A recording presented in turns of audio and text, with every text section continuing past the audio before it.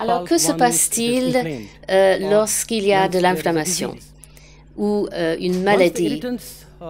Et une fois que les irritants pénètrent dans la pulpe dentaire ou dans la dentine, cela provoque une inflammation. L'inflammation joue un rôle très important pour la pulpe parce que la pulpe est un tissu qui se trouve à l'intérieur de la dentine et de l'émail dentaire. Donc, il a très peu de possibilités de s'étendre. Et les irritants peuvent être soit vivants ou pas.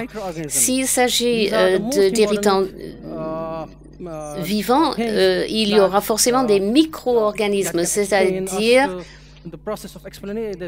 des germes et des virus impliqués dans l'inflammation.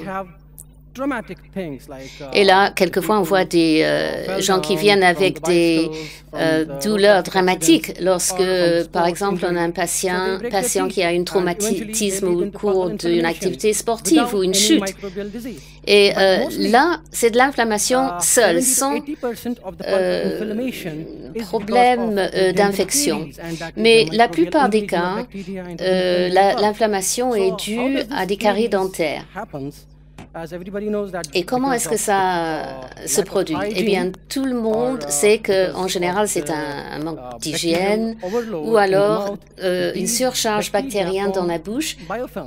Et ces bactéries vont produire du biofilm qui va produire de la plaque et tout ceci va déminéraliser les tissus dentaires, ce qui se solde finalement par des toxines qui arrivent à pénétrer dans la dent et aller jusqu'à la pulpe. Une fois que les toxines, donc les bactéries, sont dans la pulpe va répondre et sa réponse sera de l'inflammation.